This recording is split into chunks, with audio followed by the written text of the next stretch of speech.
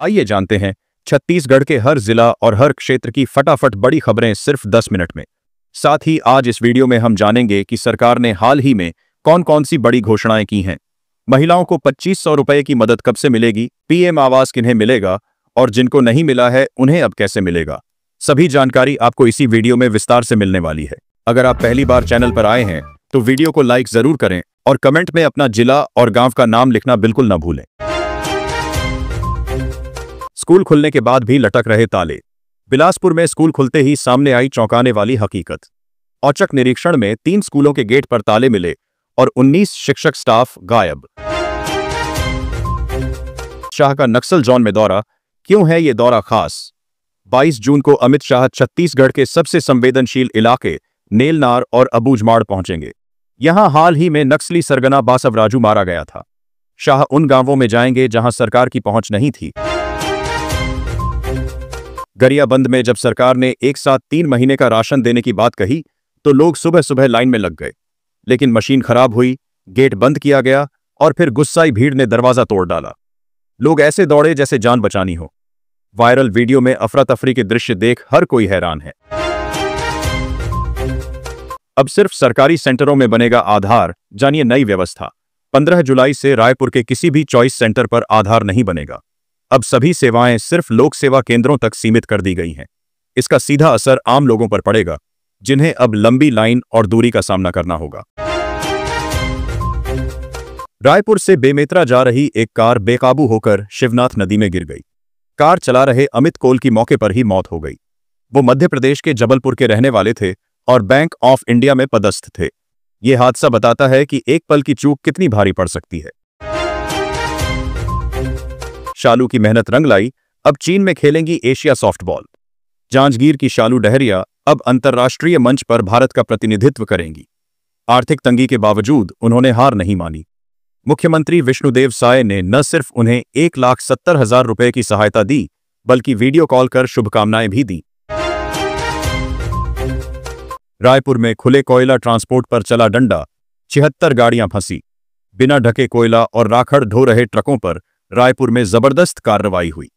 77 वाहनों पर 73,600 रुपए का चालान काटा गया। अधिकारियों ने 2 टूक कह दिया, अब बिना त्रिपाल गाड़ी चली तो बर्दाश्त नहीं किया जाएगा।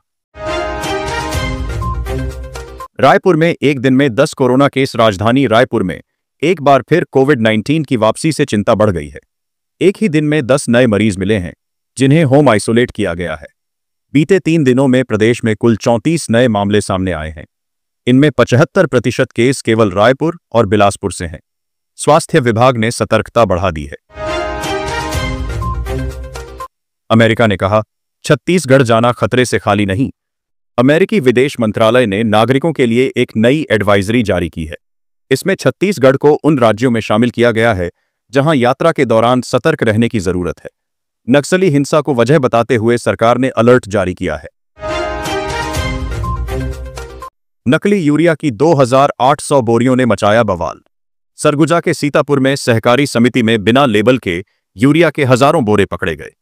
कृषि विभाग की जांच में यह सामने आया, जिससे किसानों में आक्रोश है। प्रशासन अब यह पता लगा रहा है कि यह नकली माल गोदाम तक कैसे पहुंचा। राशन के लिए लाइन में खड़े बुजुर्ग, सिस्टम ने किया निराश। कोंडागांव में डिजिटल राशन सिस्टम जरूरतमंदों की मुश्किलें बढ़ा रहा है।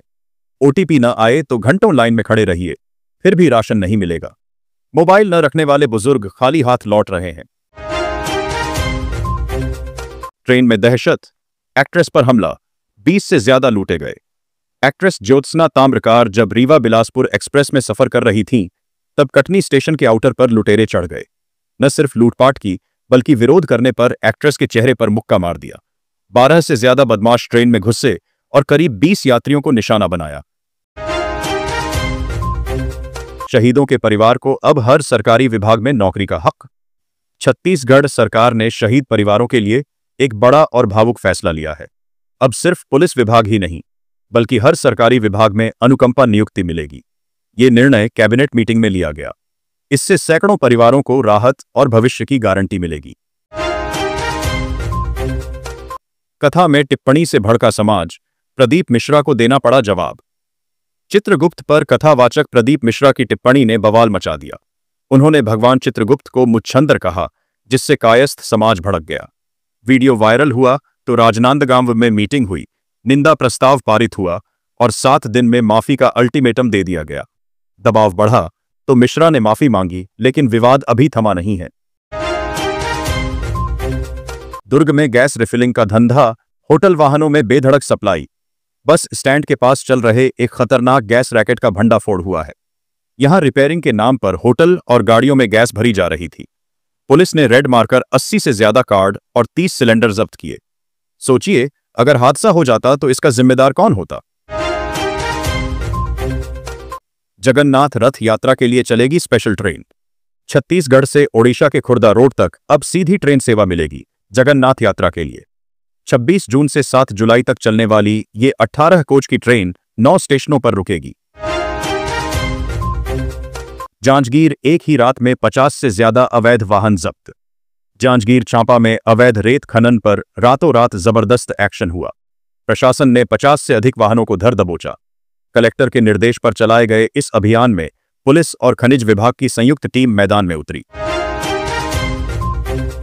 नक्सली इलाके के युवा पहुंचे रायपुर।